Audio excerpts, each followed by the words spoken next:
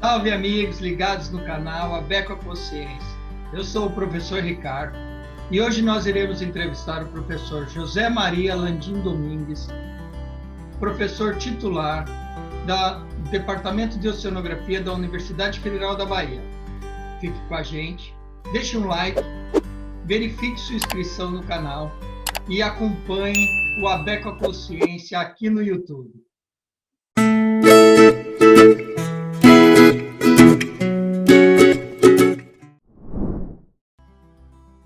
Salve amigos ligados no canal Abeco a Consciência. Estamos de volta aqui hoje com o professor José Maria Landim Domingues. Tudo bem, Landim? Tudo bem, Ricardo. Como é que está você? Ótimo. E muito obrigado. Já agradeço primeiramente por ter aceito essa entrevista aqui no canal Abeco a Consciência, que trata da divulgação científica, da curadoria da memória científica.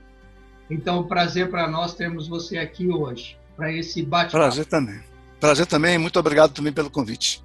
Certo. Então, esse bate-papo de hoje, Landim, eu vou puxar um pouco pela memória, tá certo? Então, então se prepara. Mas, assim, eu queria iniciar com você falando um pouco sobre a sua carreira. Bem, eu nasci aqui em Salvador, né? Me criei aqui em Salvador. Ingressei no curso de graduação em Geologia na UFBA em 1974. Me formei em Geologia, geólogo, né? Em 1978. Aí ingressei no mestrado em Geologia, também aqui da UFBA, Instituto de Geociências, né? E em 1980, concluí em 1983, e em 1983 eu fui fazer o doutorado nos Estados Unidos, na Universidade de Miami, na Rosenstiel School in Marine and Atmospheric Science, e retornei em 87. Quando eu fui fazer meu mestrado, meu doutorado fora, eu já era professor da UFBA, né? Então, quando eu retornei, voltei para as minhas atividades e desenvolvi uma série de atividades na UFBA, né? Mas, basicamente, é isso. Estou aqui agora com...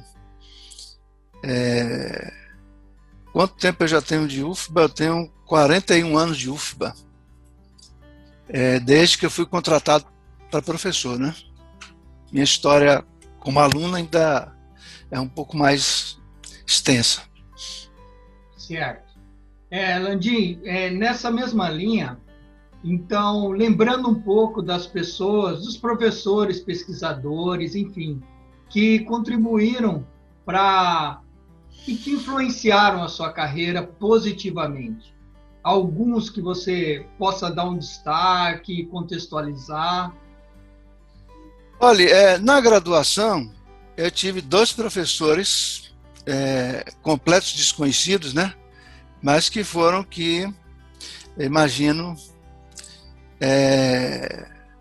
influenciaram mais minha carreira. O primeiro foi Paulo Avanzo, professor de Geologia Geral, e muito interessante porque o primeiro contato com a geologia eu tive com Paulo Avanzo, e a gente nunca teve uma aula em sala de aula. Todas as nossas aulas eram no campo. E depois teve o professor Arnimuni, que foi quem me motivou ou despertou meu interesse para a sedimentologia. Ele dava disciplina de sedimentologia, ele era um engenheiro aposentado da Petrobras, né? Dava essa disciplina de sedimentologia e foi quem despertou o interesse, né? Nessa área de geologia sedimentar, sedimentologia. Outras pessoas também que participaram da minha formação, de uma maneira ou de outra, foram os professores Abílio Bittencourt, a professora Ieda Andrade, né? O professor Luiz Martin. Eu acho que, basicamente, esses foram que exerceram maior influência nesse meu início de carreira, tá?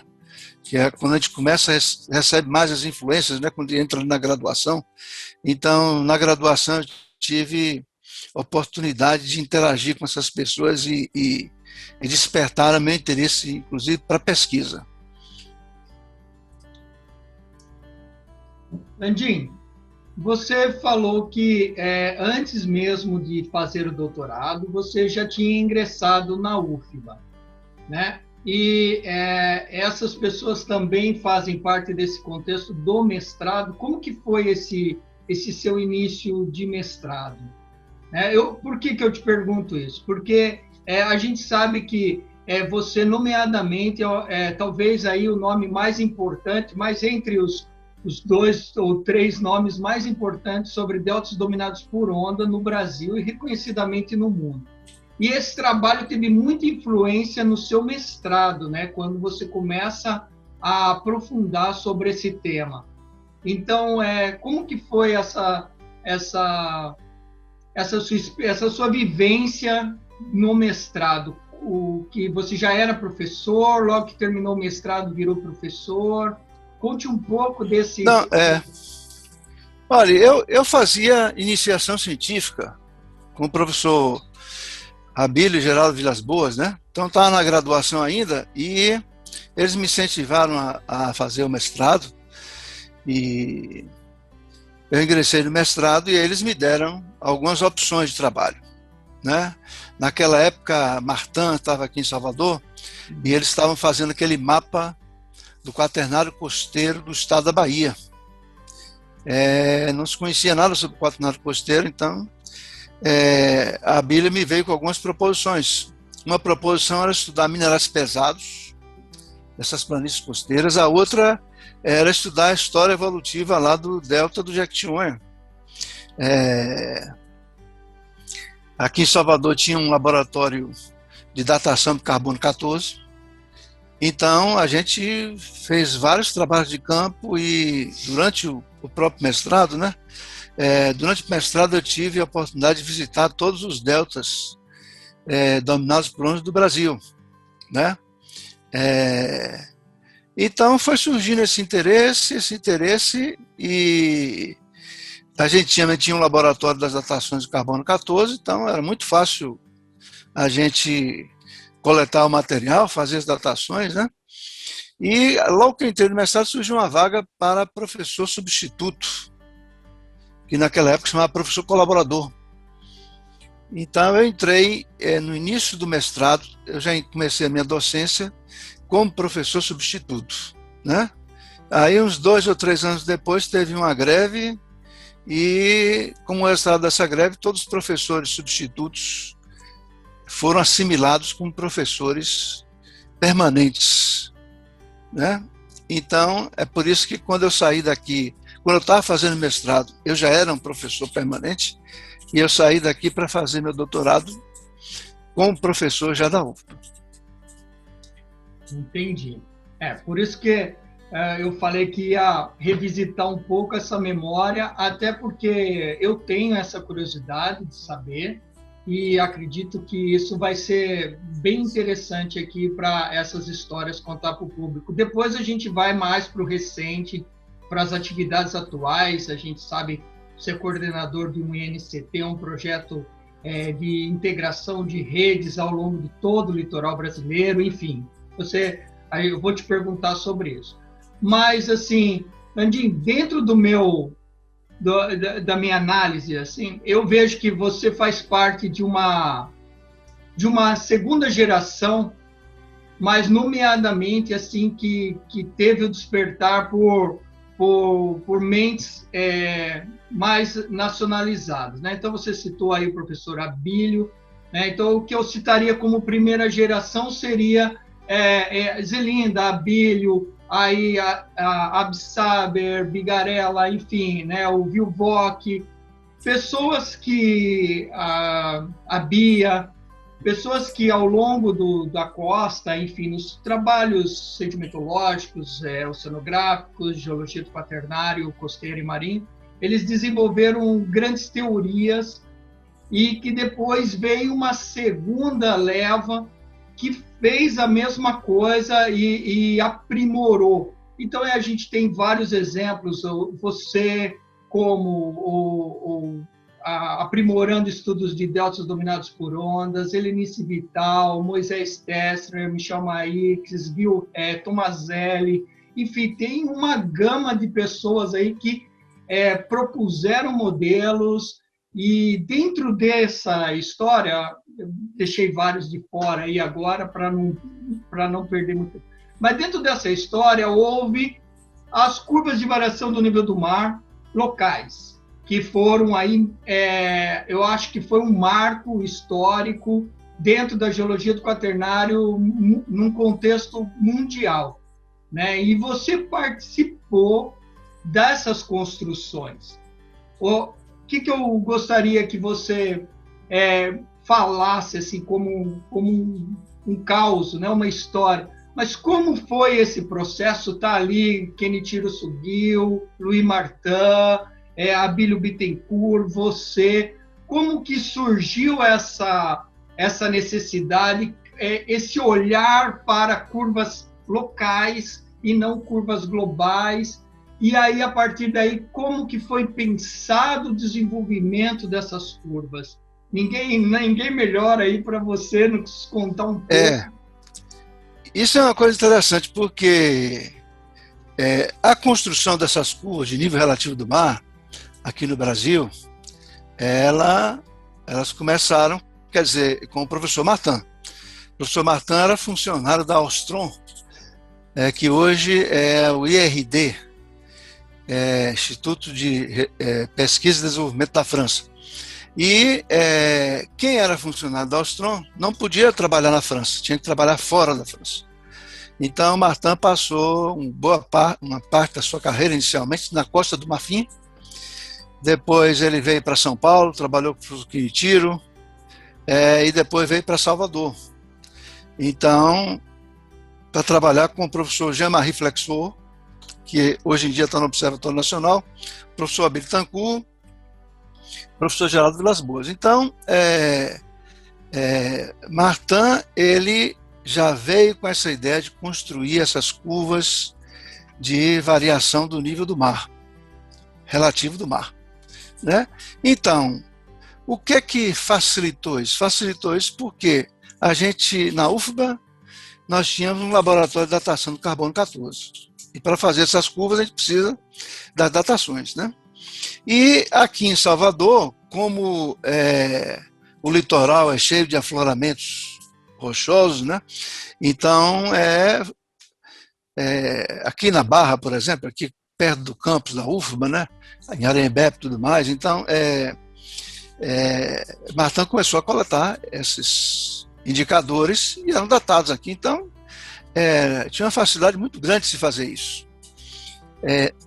Naquela época, se imaginava, quer dizer, olha, umas 3, 4, 5 décadas atrás, se imaginava que como os oceanos eram intercomunicados, né, o nível do mar seria o mesmo todo mundo, né?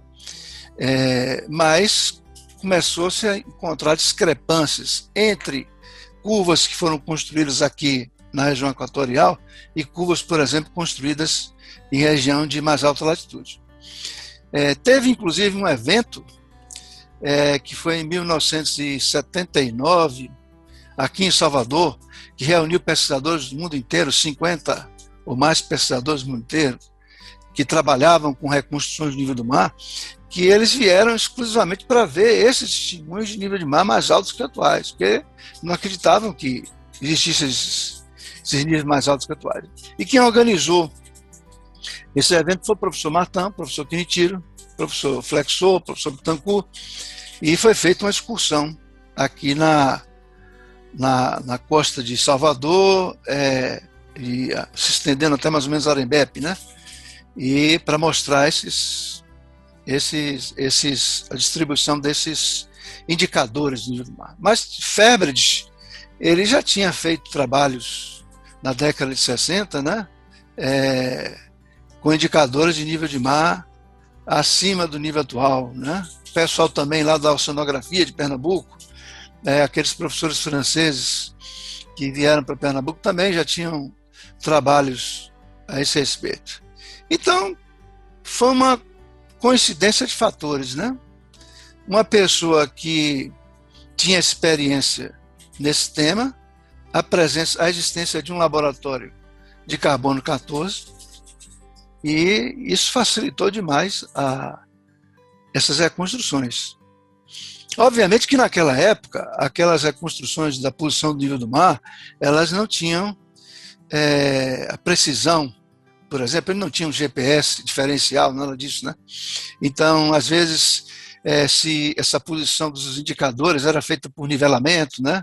Ou então estimativa visual ali no campo e tal, mas hoje em dia, se isso fosse feito, a gente talvez alcançasse uma precisão muito maior. Mas a ideia é que é a questão, né, mais genial, assim, né? Mais do que exatamente uma acurácia de meio metro para meio metro para lá. Mas aí, ainda complementando isso, o que eu diria é o seguinte: Martin, ele achava que a sedimentação, o controle da sedimentação na costa era todo controlado pelo nível do mar. Então, eu herdei muito disso. Tanto que nos primeiros trabalhos sobre os deltas e sobre essas planícies costeiras, né, tanto Martin como o professor Quintiro, como eu, naqueles trabalhos, a gente dava uma ênfase muito grande a esse abaixamento do nível do mar na construção das planícies. E hoje em dia, quer dizer, de uns 10 ou 15 anos atrás até hoje, eu acho que não teve essa importância toda. Né? Teve essa importância toda, a importância foi mínima, porque quando a gente olha a nossa plataforma é toda carbonática, e o nível do mar baixando não vai fornecer sedimento siliciclástico, vai fornecer sedimento carbonático. E o controle principal, no final das contas, é suprimento de sedimento. Né? O abaixamento pode ter dado uma contribuição, mas eu acho que em relação ao suprimento de sedimento é uma coisa bastante secundária. Né? E isso acabou contaminando o pensamento de uma escola de pesquisadores que trabalhava ali sob a influência do professor Quintiro, professor Martin.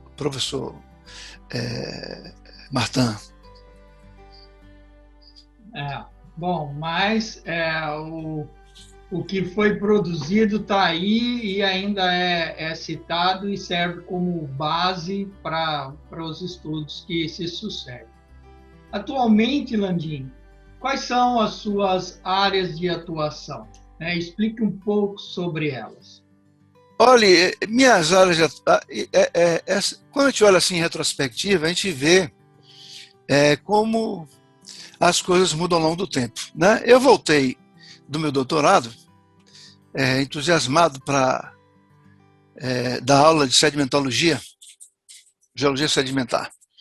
Mas já tinha os professores da área e, em função disso, eu fui, vamos dizer, obrigado a criar um caminho, né, que acontece com todo mundo novo que chega, criar um caminho, e aí eu comecei a me envolver muito com a zona costeira.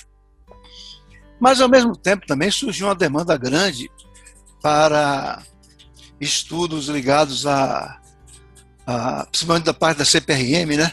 Sistemas deposicionais do pré-cambriano. E aí eu comecei a me envolver com sistemas deposicionais do pré-cambriano. Então, quando eu voltei no meu doutorado, eu fui trabalhar com o pré-cambriano, por causa da falta de oportunidade no recente. Né? E aí eu participei, inclusive, com o professor Joildo Barbosa, a gente fez a segunda edição do Mapa Geológico do Estado da Bahia, que foi uma experiência muito grande, muito boa, né? Foi o primeiro mapa digital, geológico digital do Brasil, né? Feito naquele formato shapefile. Pronto, aí teve essa experiência, e aí o interesse por rocha sedimentar, por causa daquelas restrições da Petrobras, de dados e tudo mais, desapareceu. De uma hora para outra, não tinha mais aluno querendo trabalhar com esse assunto. Né? Até se você olhar os periódicos, como o Boletim da APG, o Journal of Sedimentary Research, a Sedimentology, tinham números exemplares, né, que tinham 3 ou 4 trabalhos apenas. Depois houve um renascimento por interesse da Petrobras, quando flexibilizaram as regras e a Petrobras tinha que contribuir para aquele fundo do petróleo. Então começou a aparecer financiamentos junto à universidade. Mas antes disso surgiu essa onda da geologia ambiental. Então essa onda da geologia ambiental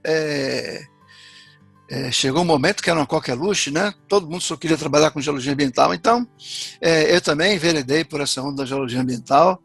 E só agora, mais recentemente, que eu retornei, mais recentemente, estou dizendo 10 anos, que eu retornei a trabalhar com a sedimentação costeira, né? Então, tem essa sequência. Eu voltei do doutorado, trabalhei com costeiro, voltei do doutorado, fui trabalhar no Pré-Cambriano, depois geologia ambiental e retornei depois para o recente. Então, agora, meus interesses básicos são trabalhar nesses deltas aqui do Brasil, sedimentação na Baía de Todos os Santos e alguma coisa de sedimentação plataformal aqui em frente a Salvador. Legal. Então a gente vai sendo, na realidade, empurrado por acontecimentos externos, né? Mas aí eu disse assim, não, eu agora vou fazer o que eu quero fazer. E, então já estou no final da carreira, vou fazer o que quero fazer. Quando você fala sedimentação na Baía de Todos os Santos, Landim, de uma maneira geral, né, nós temos aí um público um pouco variado, né, e pelo menos isso é o que a estatística do canal tem mostrado. E eu já quero deixar um abraço aí àqueles nossos seguidores fiéis que estão aqui com a gente toda terça e toda sexta, né? Então, muito obrigado aí pela presença no canal.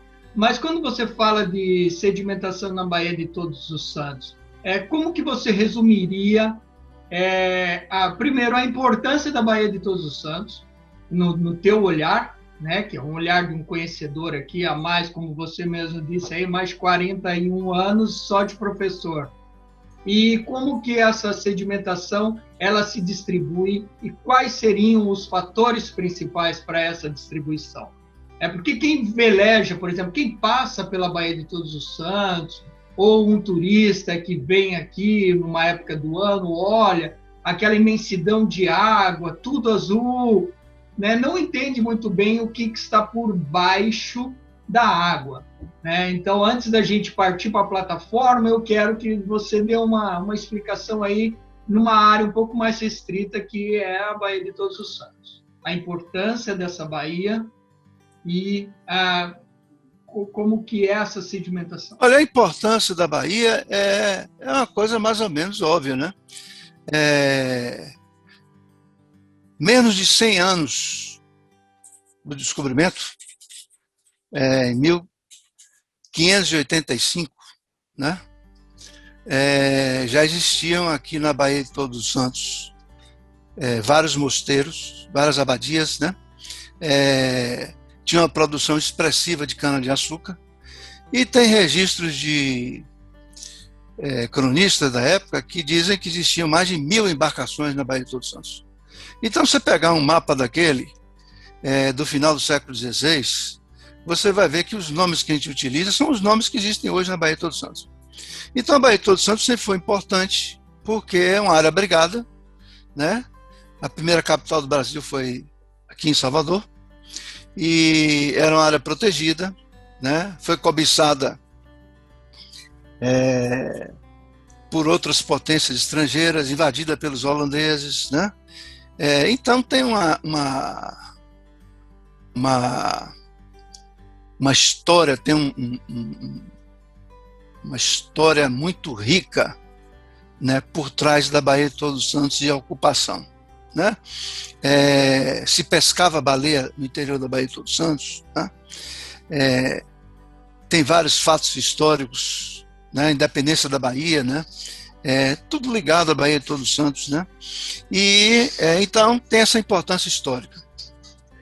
Como é uma área abrigada também, então, obviamente, é uma região que concentra praticamente todos os portos da Bahia. O único porto que está fora da Baía de Todos os Santos é o Porto de Ilhéus. Os outros portos todos estão dentro da Baía de Todos os Santos, né? E como chega muito pouco sedimento, o aporte sedimentar é muito reduzido, então a água da Baía de Todos os Santos é praticamente uma água do mar, marinha.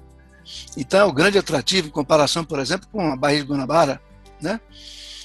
E como também tem pouca ocupação no entorno da Bahia, também esse aspecto de poluição é mais reduzido. Então tudo isso dá uma importância muito grande do ponto de vista histórico, do ponto de vista para entender a ocupação e também pela grande abundância de áreas intermareais, né? De várias naturezas, lamosas, arenosas, rochosas. Tem uma atividade de mariscagem, de pesca muito ativa, então tem muitas comunidades, né? No entorno da Baía de Todos os Santos, pequenas comunidades que vivem da exploração desses recursos naturais, né? A pesca, por exemplo, em si, não é uma grande coisa, mas a mariscagem tem uma importância muito grande. Agora, eu acho que para quem está navegando, velejando na Baía de Todos os Santos, né, o que tem por baixo não é, talvez, de maior interesse. Para nós acadêmicos, né, eu me lembro que uma vez eu fui dar uma entrevista na televisão e a repórter me perguntou alguma coisa, eu disse assim, o fundo marinho. Ela não entendeu o que era fundo marinho. Né? Então, só depois que eu falei, o fundo do mar, o fundo do mar. Né? Então, tem esse negócio. Né? Então, eu acho que nós temos um interesse, vamos dizer, socioeconômico, geral, que não está, talvez, muito preocupado com o que está embaixo, né? Turista e tudo mais, e quer apreciar a beleza. Agora, obviamente, que é interessante se a gente puder fornecer alguma informação para esse pessoal que vem, né? E meu interesse está justamente em contar a história de como a Baía de Todos os Santos se formou, né? Por que é que ela tem essa fisiografia atual, tá? Então a Baía de Todos os Santos, na minha opinião, ela não tem nada a ver com movimento tectônico ou neotectônico.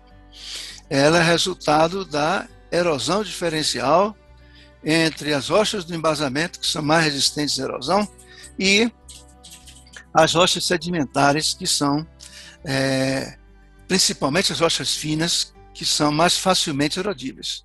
Então, os lugares onde a Baía é mais profunda são justamente os lugares onde tem maior concentração de rochas sedimentares do Cretáceo, né? Quando a bacia do Recôncavo estava ativa. E como hoje a gente vive também se você pegar a Baía de Todos os Santos, pegar a profundidade média da Baía de Todos os Santos, 9, 10 metros, como o nível do mar durante o Quaternário teve a maior parte do tempo abaixo de, pelo menos nos últimos 1 milhão de anos, abaixo de 40, 60 metros, então, durante a maior parte do tempo, a Baía de Todos os Santos estava exposta subariamente. Então, a Baía de Todos os Santos só existe nos interglaciais com nível de mar alto, que inunda a Bahia, e como inunda a Bahia, eu tenho que ter uma troca de água do oceano para o mar, para a Bahia, por causa da maré, então a sedimentação passa a ser dominada por maré. Na entrada é areia marinha, que vem de fora, né? É o que acontece com todas as grandes baías, Baía de Guanabara, Baía de Camamu, a entrada é areia, e no fundo, que é mais protegido, com baixo nível de energia ambiental, é lama. Então, a sedimentação é a sedimentação típica de uma baía. Areia na entrada, lama no fundo. Agora, por que tem uma baía aqui? Por causa da erosão diferencial entre as rochas do Cretáceo e do embasamento, né? A gente tem trabalhado nisso, tem buscado as evidências em cima disso. E a Bahia só existe em nível de mar alto. Então, simplificadamente, é isso. Certo? O detalhe, talvez, da sedimentação, talvez, não caiba aqui de explicar num programa como esse. Não, exatamente. Era essa mesmo a visão que eu esperava, até melhor do que eu esperava. Landim, atualmente você também tem dedicado muito tempo à geologia e geofísica marinha, né? Correto? Sobre áreas de plataforma. O que o teu grupo, o teu grupo tem buscado principalmente, né? Como resultado, obviamente, consegue se detectar jazidas, enfim. Mas o que vocês têm buscado são balizar as curvas de variação do nível do mar, mapear a batimetria de detalhe da plataforma, o que treinar as pessoas mais nessas técnicas de geologia, de geofísica ou de acústica submarina. Quais seriam os grandes objetivos de trabalhar na plataforma continental? Olha, o trabalho da plataforma continental, ele tem aí duas vertentes, né? No início, a gente sempre tinha uma oportunidade, um dinheiro que sobrava, coletava uma amostra. Então, a gente tem, daqui de Salvador até lá Porto Seguro, a gente tem praticamente uma amostra a cada 1 quilômetro, mas as amostras da linha de costa, então a gente tem a distribuição da sedimento superficial, né? E depois, quando começaram a aparecer esses aparelhos, equipamentos de geofísica marinha, mais portáteis, né? mais baratearam também. Para você ter uma ideia, teve uma época que o Estudo de Geociência tinha um navio, Caruana, e aí tinha um ELAC, um equipamento de geofísica. Mas o ELAC pesava 500 quilos. Então, teve que se colocar um guincho lá no navio, e quando ia colocar aquele ELAC no mar, o navio adernava todo. Certo? Então, era impraticável fazer qualquer coisa. Agora os equipamentos foram ficando mais baratos, mais portáteis, e aí a gente resolveu concentrar o nosso foco na plataforma de Salvador e na Baía de Todos os Santos. Por quê? Porque a gente está aqui vivendo em Salvador, região metropolitana, e não tinha informação nenhuma da Baía de Todos os Santos, da plataforma, né? Então a gente fez esse mapeamento mais ou menos detalhado das unidades estratigráficas da Baía de Todos os Santos na plataforma, e isso tem várias implicações, né? Por exemplo, Salvador é uma cidade resiliente às mudanças climáticas, ao nível do mar. Por quê? Primeiro porque a gente está numa península do embasamento cristalino, então tem uma topografia mais acentuada, né? Diferente de Recife, que tem muita área baixa, né? Depois, a gente tem uma fonte de areia enorme para resolver os problemas. Se no futuro, se quiser fazer uma recomposição de praia, alguma coisa, então o Banco Santo Antônio, então a gente fez um trabalho no Banco Santo Antônio, lá tem 1 bilhão de metros cúbicos de areia que poderiam ser usados, né? Depois a gente tem mapeado os depossentos de lama, que são os locais onde vão se concentrar os contaminantes, HPAs e metais, coisas dessa natureza, né? A gente tem mapeado os fundos duros, então a pesca, por exemplo, que é feita aqui pelas comunidades tradicionais, como Rio Vermelho e tudo mais, é feito na parte externa da plataforma, onde o fundo é duro, coberto por alga coralina, e é onde tem os peixes de maior valor comercial, os peixes demersais, né? Então a mesma coisa também quando a gente veio na Baía de Todos os Santos, você vê que os diagnósticos foram feitos na Baía de Todos os Santos, as áreas contaminadas estão onde tem sedimento lamoso. Na metade sul da Baía de Todos os Santos, onde é só areia, não tem contaminação, né? Então essas informações, elas precisam ser geradas, porque é inacreditável quem está na universidade, né, numa das maiores regiões metropolitanas do Brasil, e a universidade vai ficar saindo daqui para fazer um estudo lá no Rio Grande do Norte, né, ou lá no Espírito Santo, lá no Rio de Janeiro. Não tem muito sentido também. A gente precisa gerar informações para uso local, né? Então a motivação foi essa. Obviamente que na hora que você começa a fazer o trabalho, a gente começa a encontrar coisas. Então, por exemplo, em relação ao nível do mar, em toda a plataforma aqui da Bahia, no São Francisco, aqui em frente de Salvador, na região sul também do estado, a gente tem terraços de abrasão em 60 metros de profundidade, que corresponde à estabilização do nível do mar do Anhangedráias, né? Então, com isso, a gente pode também, a gente tem terraços de abrasão em outros níveis que podem representar períodos de diminuição na taxa de subida do nível do mar, né? Ou até mesmo estabilização, né? Então, a gente está trabalhando nisso também, está compilando esses dados todos. Então, isso tem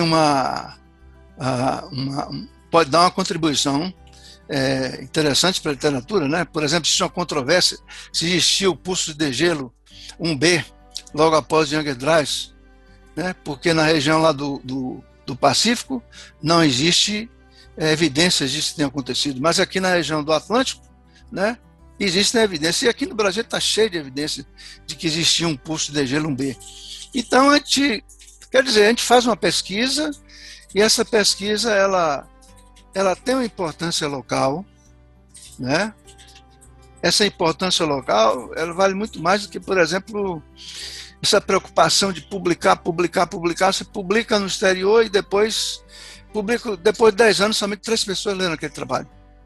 Enquanto que essa informação que você gera aqui, ela tem uma aplicação prática imediata, né? E já teve uma aplicação prática imediata, por exemplo, na escolha do ponto de descarte das dragagens no interior da Baía de Todos Santos. Todas as dragagens no interior da Baía de Todos Santos, o descarte é feito num ponto no talude. Antigamente essa área se estendia, recobria a plataforma, então foi por sugestão também nossa que diminuiu, se concentrou somente no talude. Tá? No caso da ponte Salvador-Itaparica também, a gente fez levantamento sísmico, tem trabalho publicado e tudo mais, que sobre a estrutura estratigráfica ao longo da trajetória da futura ponte, né?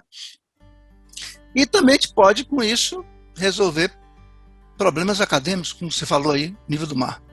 Então, acho que quando a gente vai olhar a pesquisa, a gente deve olhar dentro desse conceito geral, né? Eu, particularmente, acho muito frustrante a gente ficar só pensando em publicar, porque qualquer coisinha faz uma publicação que não vai ter influência, às vezes, nenhuma prática e pouquíssimas pessoas vão ler, né? Sim, infelizmente, a gente vive num... Até eu soube que a China agora, os Estados Unidos é quem publica o maior número de trabalhos no mundo. Isso por causa dos chineses. Porque os chineses, em cooperação com os americanos. Mas chega um determinado momento que a China agora está se rebelando contra essa máfia do fator de impacto, do fator H e tudo mais, e está começando a dar uma certa prioridade também para a publicação a nível local, né, que possa resultar alguma coisa. Então a gente vai ver alguma coisa mudando aí, mas da maneira como está hoje, quer dizer, a gente é inundado por uma quantidade de informação que às vezes é distribuída em 2, 3 trabalhos, que poderia sair em um trabalho só. E exatamente, e também aqueles trabalhos que são importantes localmente, como você destacou, por exemplo, o mapeamento geológico básico, é fundamental, mas dificilmente você conseguiria um fator de impacto alto para o mapa geológico detalhado, 1 para 25 mil da Carta de Salvador, alguma coisa assim. Então, acho que a gente deve, foi uma boa colocação, a gente deve sim olhar para esse fator de impacto com mais cuidado, né? E temos aí mais destaque para a produção local, regional e que tenha interesses e aplicações diretos, né? Até mesmo para defesa civil, para tomadores de decisões, e a gente vai falar sobre isso. Landim, uma das áreas de atuação que eu sei que você se dedica e já acompanhei até palestras, e tem palestras aí no YouTube para quem quiser buscar, é as mudanças climáticas. São as mudanças climáticas. O que você poderia falar aqui para nós no canal Aberto à Consciência sobre a tua opinião, de uma maneira resumida, sobre essas mudanças climáticas e os impactos dela? Vamos colocar aqui no litoral do Brasil de uma maneira geral, né? Bom, então, a mudança climática, né, é a narrativa dominante hoje, né? Tudo tem mudança climática no meio, né? E por quê? Porque realmente é uma coisa importante, né? Porque as consequências da mudança climática, tanto do ponto de vista socioeconômico, quanto do ponto de vista da própria sobrevivência do homem no planeta, né? É uma coisa de uma magnitude muito maior, por exemplo, que uma pandemia, uma Covid, né? E você imagina, por exemplo, o nível do mar subindo, você, em alguns lugares, vai ter que refazer praticamente toda a infraestrutura, né, de uma cidade. Por exemplo, em Miami, por exemplo, já estão elevando a galeria de águas pluviais, galeria de esgoto de água, né, porque tem vários lugares que já são inundados, sem tempestade, sem nada. Isso há um custo muito grande. Quem tem dinheiro não é vulnerável. Então os americanos podem fazer isso. Mas pode chegar até um ponto mesmo em que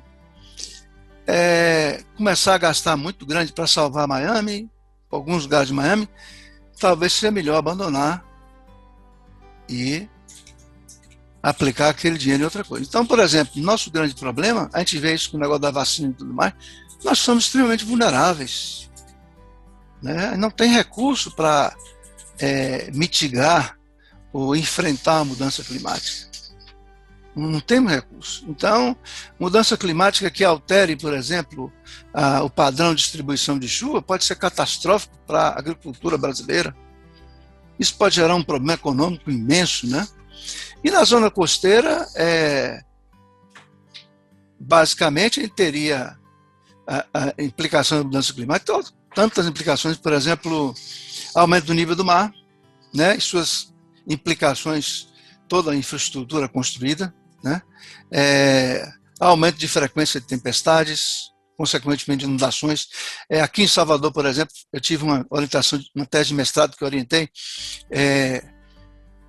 tem uma região aqui em Salvador, pessoal talvez não conheça, do rio Jaguaribe, né, bem próximo a Itapuã. Itapuã é um ponto mais de referência, né, em que esse aluno pegou, essa é a região que é mais vulnerável a inundações em Salvador.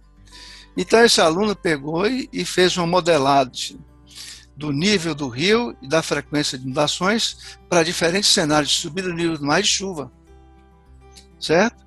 Então o que ele concluiu é que a chuva tem um efeito, vamos dizer, muito mais importante do que a subida do nível do mar, do ponto de vista da inundação nessa bacia particular urbana, né? Então, essa é uma implicação que a gente teria, né? Depois, tem toda essa implicação para a vida marinha, aumento de temperatura, acidez nos oceanos, né? Então, olhe, é uma quantidade de impactos na zona costeira, né? A gente poderia falar aqui o dia inteiro, tem um simpósio, um evento só sobre isso. Poderia ser a palestra em toda. Né? E isso talvez, aí, já que você tocou nesse assunto, talvez isso deveria ser uma coisa obrigatória, vamos dizer, na formação do universitário, de um acadêmico, né? Na oceanografia, na geografia, na geologia, a gente ter alguma disciplina obrigatória falando sobre mudança climática, né? E quem sabe em outros cursos também, né? Pelo menos para entender porque, na verdade, os gestores e tomadores de decisão muitas vezes não são formados em ciências da terra, ciências naturais, né, geociências. Eles não sabem, eles não sabem, inclusive, eles não têm, por exemplo, ele está no estudo de geociências, o pessoal da geologia, os geólogos são os maiores céticos. Mudanças, mas eles acham que o homem não tem capacidade de mudar o clima, entendendo? Quer dizer, o homem, ele dá o nome a um período novo da geologia, o antropoceno, mas não tem capacidade de mudar o clima? Que história é essa? Então, de onde vem a maior parte dos céticos, né? A comunidade é justamente do pessoal da geologia e do pessoal que atua na indústria do petróleo. Sim, exatamente. E esse destaque que você colocou é fundamental, né, para termos aí, tomarmos consciência da vulnerabilidade que o nosso país, o Brasil, ele enfrenta. E e eu concordo com você que a onda do Covid é uma marola perto do que virá aí depois com as mudanças climáticas, né? Então, assim, eu acho que tudo tem que se preocupar, tudo tem que ser levado mais a sério. E, infelizmente, a gente vê na mídia aberta, né, que as preocupações são outras, né? São outras coisas que mexem mais com a atenção do nosso povo. Então, talvez o canal auxilie um pouco em trazer esse tipo de informação baseado em pessoas que nomeadamente, têm dedicado tempo, energia, recursos e massa crítica para desenvolver e estar aqui, como você falando, sobre um assunto tão importante. Então, né? Desculpe, Ricardo, só para complementar aí, imagine você vai licenciar um porto, licenciar um empreendimento imobiliário, né? Determinar uma faixa de recuo da linha de costa para não ocupação. Se você não levar em conta a previsão de uma subida do nível do mar até o final do século, quase meio metro, como é que você pode licenciar um porto se as previsões mostram que o nível do mar vai subir pelo menos meio metro até o final do século? Se você não integrar esse tipo de cenário no processo de licenciamento. Se você vai fazer uma grande incorporação imobiliária na linha de costa, próxima à linha de costa, né? Como é que você não define faixa de recuo não edificante, né? Então, é por isso que isso tem que ser incorporado na formação de todos os profissionais, basicamente, né? Mudança climática. Com certeza. Landim, nós tivemos aqui o professor Rui Kikuchi, ele falou um pouco sobre o INCT. E durante a fala dele, ele citou você, porque você é um dos percussores do INCT e é coordenador do INCT Ambitrop, Ambientes Marinhos Tropicais. Como surgiu, o que é o INCT dentro da tua concepção, né? Como ele foi implementado e da onde surgiu essa tua iniciativa de se criar uma rede de colaboração que pegue aí o litoral todo brasileiro, né, dividido em outros INCTs, mas explique um pouco sobre essa ideia. Teve uma primeira chamada de INCTs, né? No final, mais ou menos, acho que foi em 2007 ou 2006, alguma coisa, mas que não contemplava a área marinha. Contemplava várias áreas, energia, ambiente, biotecnologia, essas coisas, mas nada marinho. Então, em 2010, o CNPq lançou uma chamada que ia criar 2 INCTs na área de ciências do mar, certo? Um para a região norte e nordeste e outro para a região sul-sudeste. Então, como resultado dessa, vamos dizer, chamada, foram apresentadas 4 propostas. A proposta aqui do Nordeste, Norte-Nordeste, uma proposta do Rio de Janeiro, uma proposta de São Paulo, uma proposta do Rio Grande do Sul. Certo? Foram aprovadas essas 4. A nossa proposta foi uma proposta costurada. Eu visitei todas as instituições aqui principais da região Norte e Nordeste, então foi uma coisa composta. E o que a gente, entre todas as instituições, e o que a gente chegou à conclusão que o elemento unificador seriam ambientes marinhos tropicais. Por quê? Porque nessa região a gente tem as maiores manguezais do Brasil, a gente tem as maiores ocorrências de recife de coral, a gente tem os casos mais severos de erosão, a gente tem os principais deltas do Brasil, né? Então, foi a justificativa para a criação desse INCT, né? Tentar entender como a variabilidade espaço-temporal nesses ambientes marinhos tropicais, eles influenciam a resposta desses ambientes às mudanças climáticas em curso, né? Então, foi aí que surgiu essa ideia. Mas o INCT a experiência do NCT terminou sendo uma experiência até certo ponto frustrante, porque a gente teve essa primeira chamada do NCT-1, do qual só foi liberada a primeira parcela, certo? Então, aquelas coisas do Brasil, né? Então, imagina, a proposta foi feita em 2010, o resultado foi liberado em 2012, né? Liberou a primeira parcela e depois a gente ficou de 2012 até 2020, 8 anos sem receber praticamente recurso nenhum. Né? Recebeu alguma coisa, complementação de bolsas, essas coisas assim, né? Então, olha, esse aspecto termina sendo frustrante. Depois, por exemplo, uma parte do recurso é CNPq, a outra é FAPESB, então, a FAPESB aqui no caso da Bahia, então as regras são diferentes, então um usa um valor diário, o outro usa outro valor diária, um tem um tipo de prestação de conta, não tem nenhuma unificação nenhuma, entende?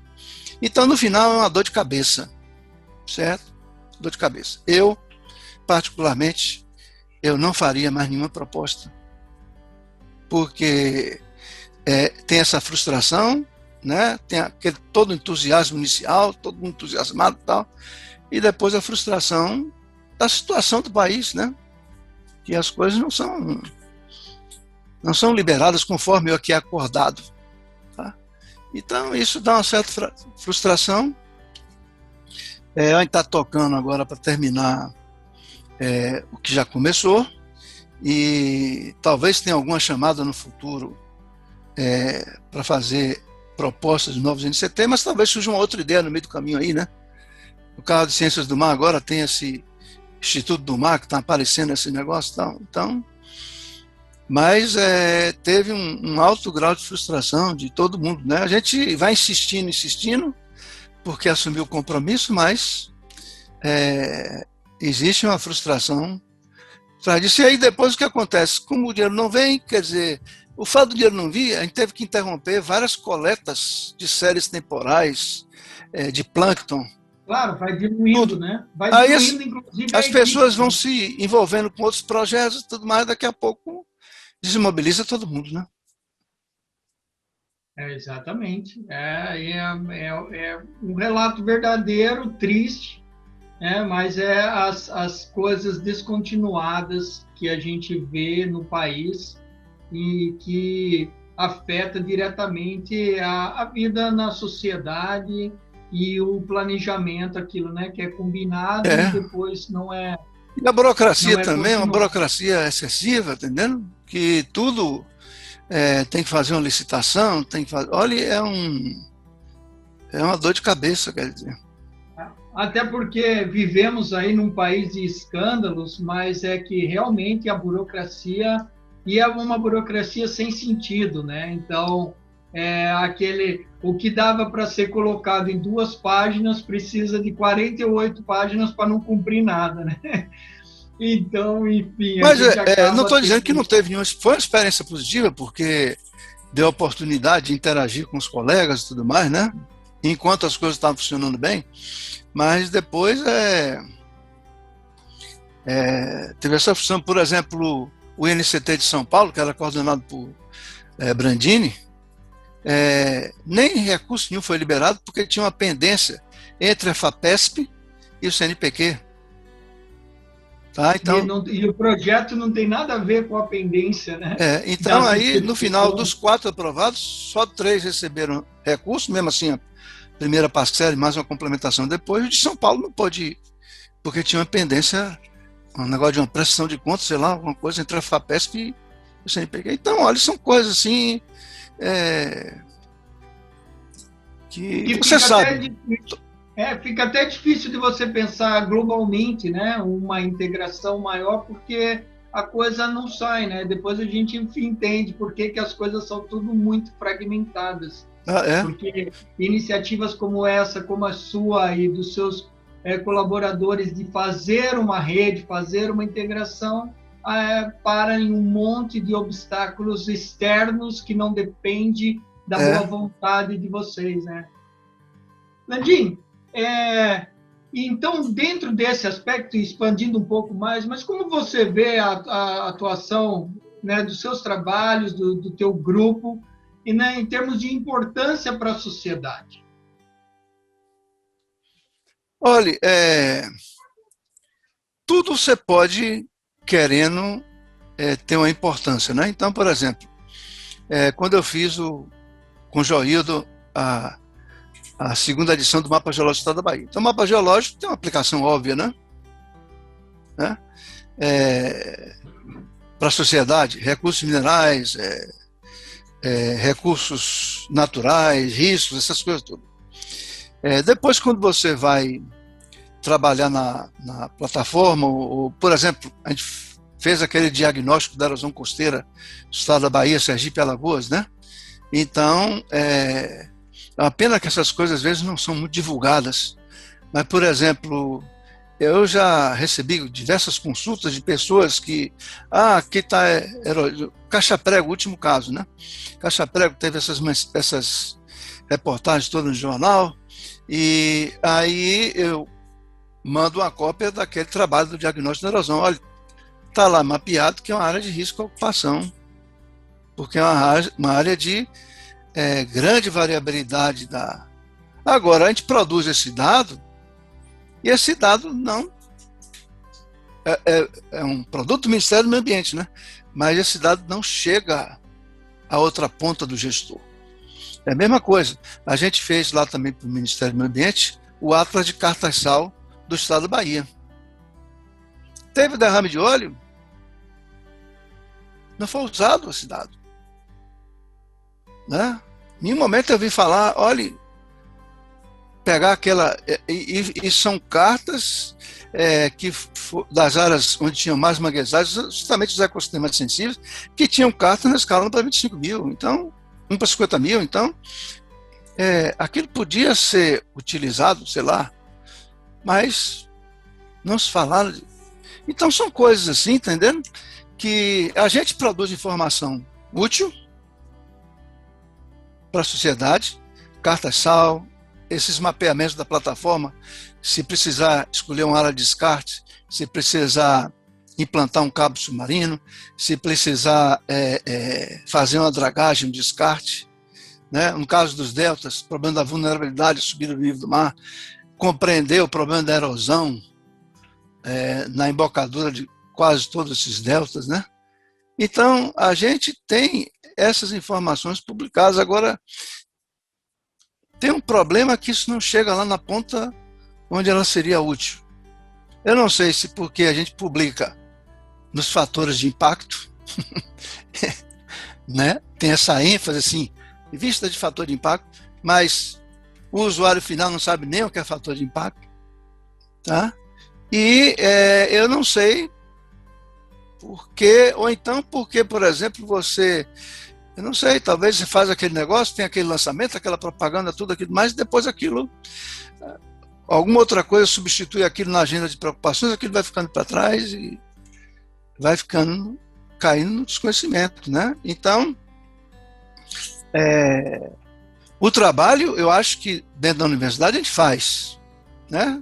Tem várias publicações, a gente fez aquela série Costas da Bahia também, tem todas essas informações para gestão local, mas essas coisas não são incorporadas, não sei por que não são incorporadas, ou às vezes não são atualizadas, né? E cada vez que acontece uma coisa, tem que refazer tudo de novo. Isso que você está falando, Landim, também já foi corroborado aqui, inclusive no canal, em outras entrevistas, né? Então a gente percebe que são coisas assim que rotineiramente acontece com pesquisadores em diferentes locais.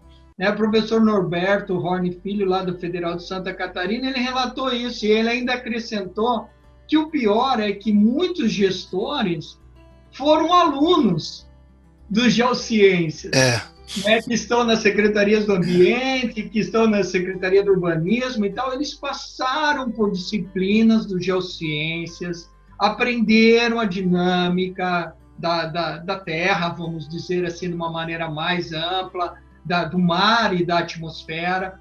Eles sabem isso, e aquilo que você colocou aí no final, aí acontece alguma coisa, ele vai refazer um estudo com uma série temporal talvez de 20 dias e não utiliza coisas que estão sendo aí com série temporal de 30 anos, né? Então, eu acho que realmente essa comunicação, ela ainda não...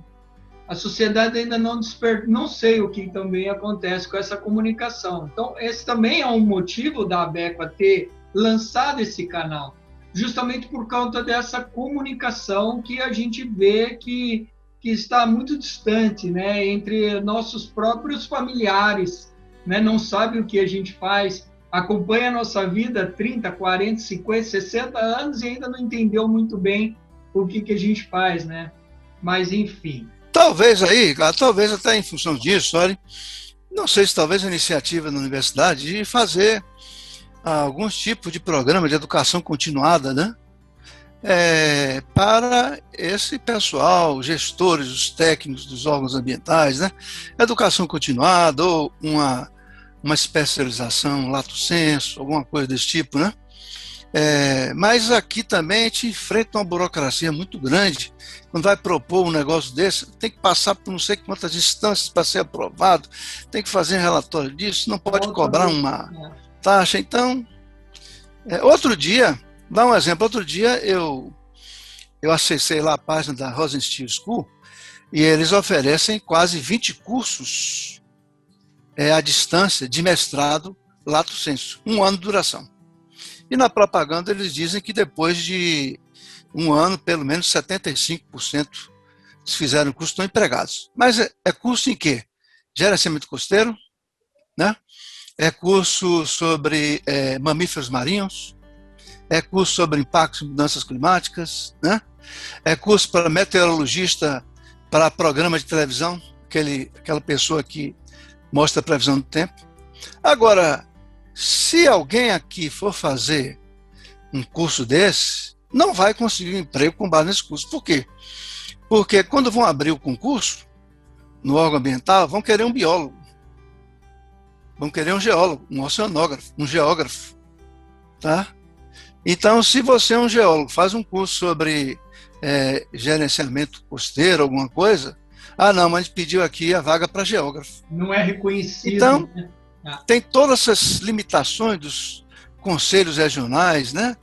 Então, é uma coisa do Brasil que é todo engessado, entendeu? Talvez, até por isso, a coisa não anda da melhor forma. Landim, a gente já está se aproximando aí do final, né? Então, tenho que te agradecer novamente por essa entrevista. E ao pessoal aqui do canal Abequa Consciência. Já que nós estamos na Abequa, você foi presidente de um dos congressos da Abequa, o único congresso aqui na Bahia, né? Então, se não me falha a memória, em 1999, você foi presidente da Abequa em Porto Seguro, e agora a gente está propondo uma reedição da Abequa, do Congresso da Abequa, em 2022, né, o 18º, também em Porto Seguro, né? Então é uma comemoração, aí um momento também de nos confraternizarmos e comemorarmos, e esperamos que em 2022 já não tenha essa pressão toda da pandemia e que a gente possa estar lá presencialmente, né? Fale um pouco sobre a importância da Abequa para você, e inclusive, se você puder deixar um registro histórico aqui no nosso canal, como foi essa primeira versão da Abequa lá em Porto Seguro? Bom, tem até uma curiosidade, a primeira versão da Abequa Porto Seguro não foi eu que propus, certo? Então, Angulo, na época, era presidente, eu não estava no congresso nem nada, e Angulo disse, vai ser na Bahia. Olha aqui, então a gente está revivendo a mesma situação. Angulo é presidente atual da Abequa e ele falou, olha, vamos fazer na Bahia. Vamos fazer na Bahia. Então, eu fui surpreendido. Olha, teve a reunião, decidiu ser na Bahia, e você vai ser presidente do congresso, né? Da Abequa, né? Então a gente disse, então vamos fazer em Porto Seguro, porque estava naquela época da comemoração do descobrimento do Brasil, né?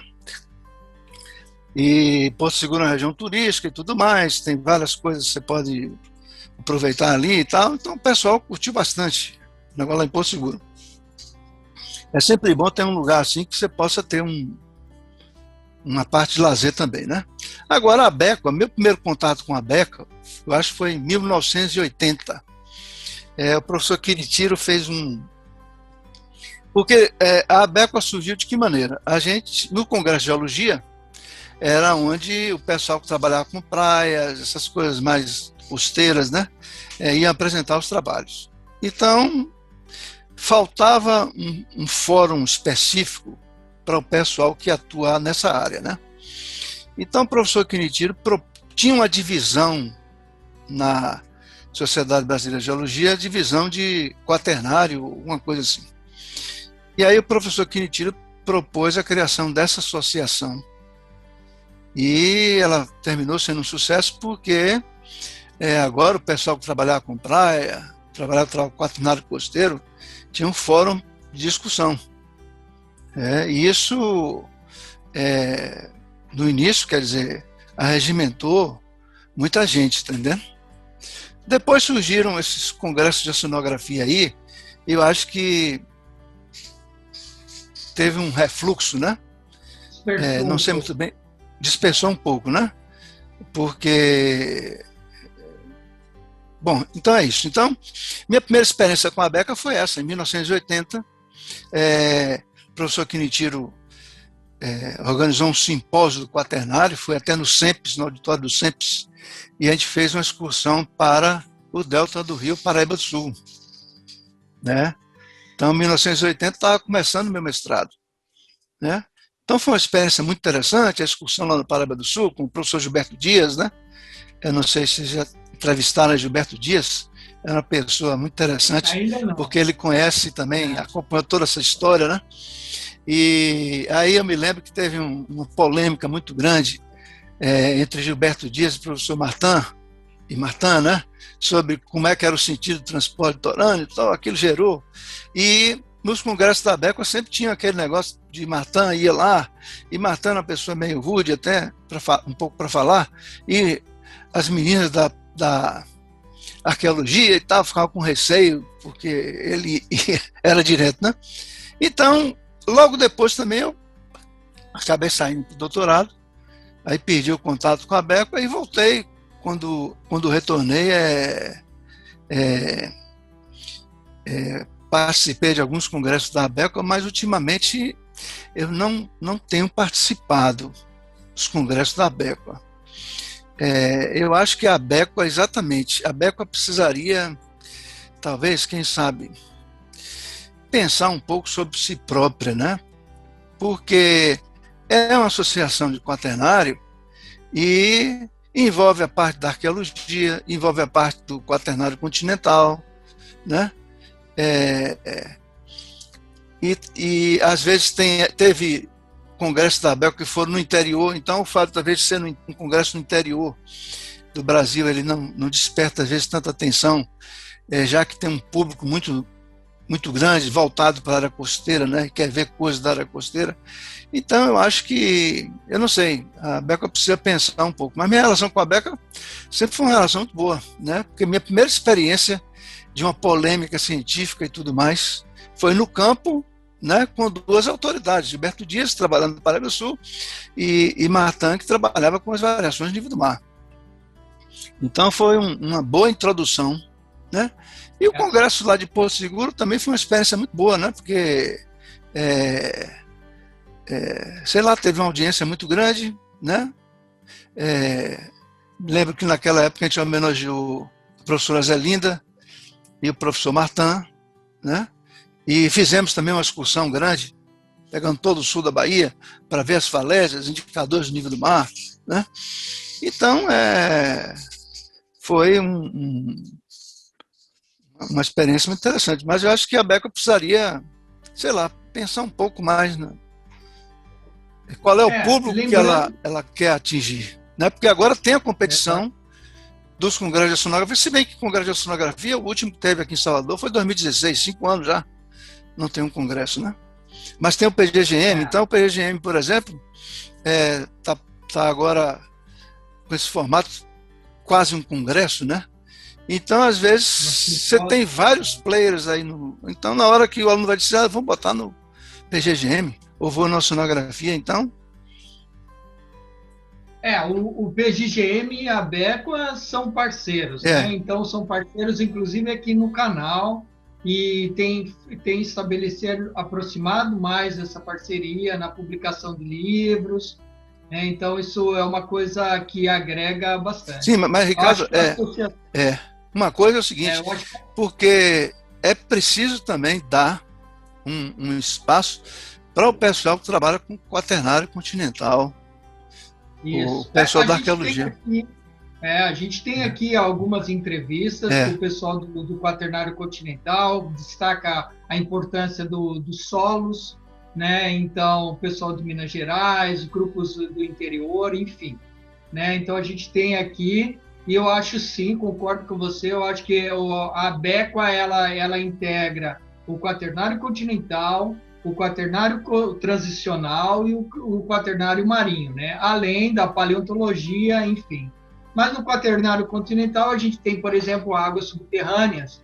Então, a Associação Brasileira de Águas Subterrâneas é uma parceira hoje dentro do nosso programa do Congresso da Becua, assim como a Sociedade Brasileira de Arqueologia, a Sociedade de Espeleologia, são algumas instituições que apoiam o nosso 18º Congresso da Becua. Mas essa reflexão, fica essa reflexão que você colocou da Becua repensar, né? Então, a associação é uma associação que vem desde 1984 como associação, então ela tem aí mais de 30 anos de história, então, nomeadamente, ela é importante. Ela congrega uma revista, que é a revista da Associação Brasileira de Estudos do Quaternário, né? Então, uma revista científica importante e que a gente está incentivando cada vez mais os pesquisadores, os estudantes a submeter trabalhos para essa revista, né? E, enfim, e os sócios, né, que é quem faz a sociedade. Então, o sócio ativo, ele ajuda muito mais a sociedade a se discutir. No Congresso de Porto Seguro, nós estamos planejando uma excursão de campo para o Barreiras, novamente, além de muitas outras atrações, aproveitando também o lado turístico que a cidade oferece.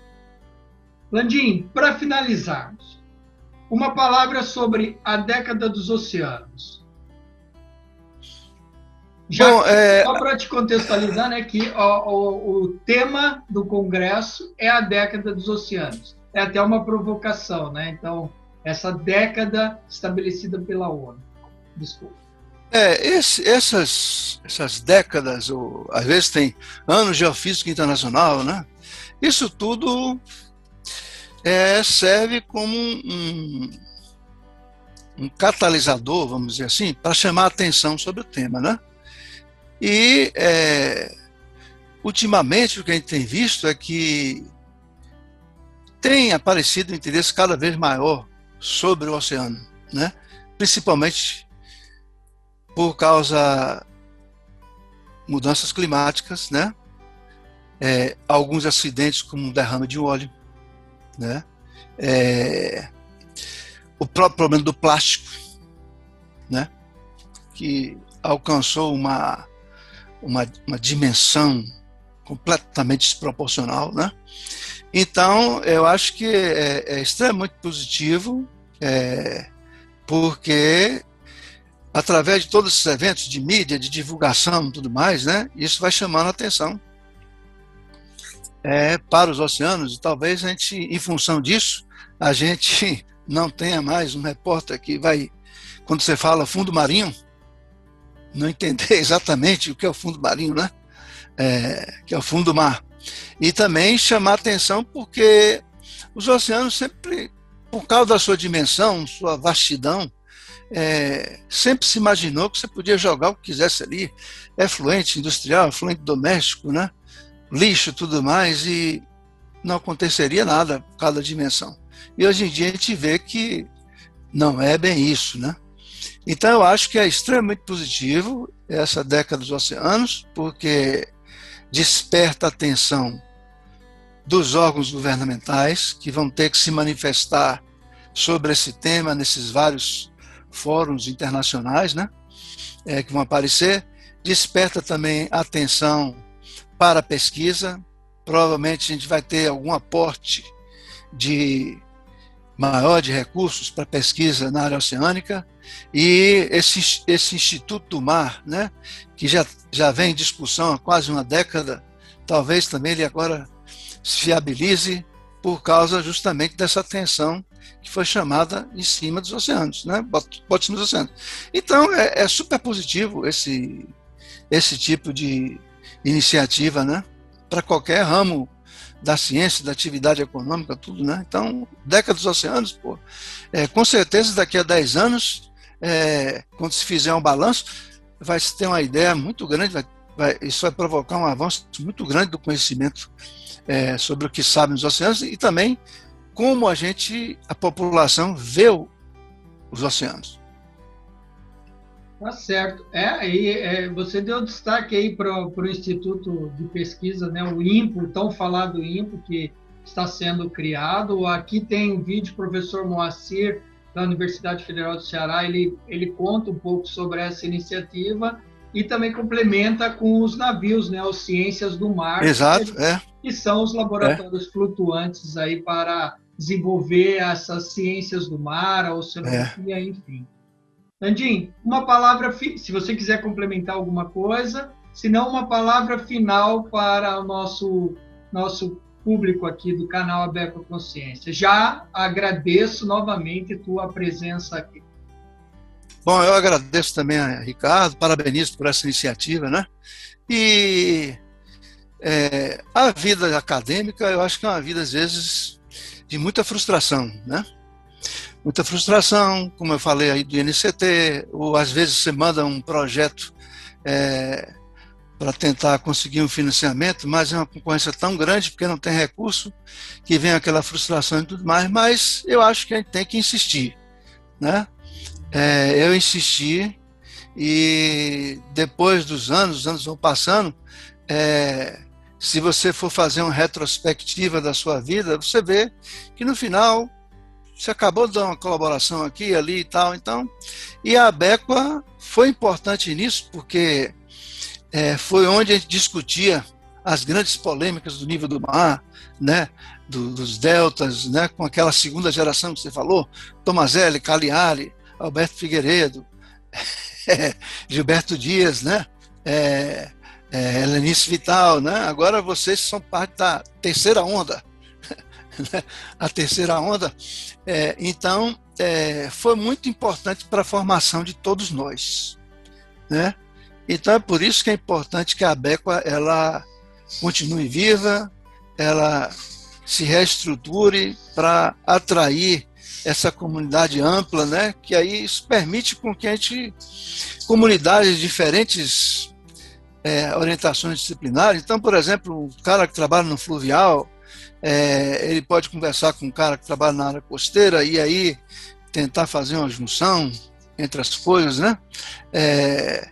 Processos que aconteceram lá no Vale Aluvial, que está na repercussão na zona costeira, na plataforma. Então, ela tem esse papel de polinizador, né? De cross-pollinization, como se chama, né? Cross-pollinization, polinizador entre diferentes áreas disciplinares, né? Então, eu tenho grandes lembranças dos congressos da Abequa, justamente porque eu pude estimular grandes polêmicas, né? Em várias áreas, arqueologia, como eu falei, arqueologia, nível do mar, próprio Barreiras, a professora Dilson Rossetti também, que tem uma entrevista aí no canal, né? Que revolucionou essa compreensão sobre o que era a formação Barreiras, né? Então, uma pessoa que estuda Barreiras e que, no final, deu uma contribuição importante, que Barreiras é um ambiente transicional, marinho, né? Então, Inclusive, ainda tem o seguinte, aí a importância da ABECO, né? No Congresso da ABECO do Pará, teve uma excursão de Barreiras, conduzida pela professora Dilce Rossetti. Então, isso me fez, pela primeira vez, conhecer as evidências, né, nas falésias lá no Maranhão, né, no estado do Pará, das origem marinha transicional do Barreiras, os tidal flats, né, os canais de maré, essas coisas todas. Então, ali, onde é que eu teria isso, se não fosse?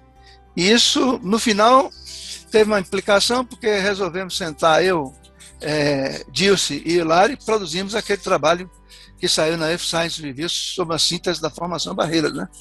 Então, isso só foi possível por causa da ABECO, né? Então, a ABECO foi muito importante na minha formação. E os meus parceiros, colaboradores, quem sempre discute, estão todos dentro do âmbito da ABECO, basicamente. Então, desejo tudo de bom e um grande sucesso para a ABECO. Ok. Obrigado, então, José Maria Landim Domingues, professor titular da Universidade Federal da Bahia. Seguimos em frente, que a vida não espera. Até mais. Obrigado a todos. Tchau.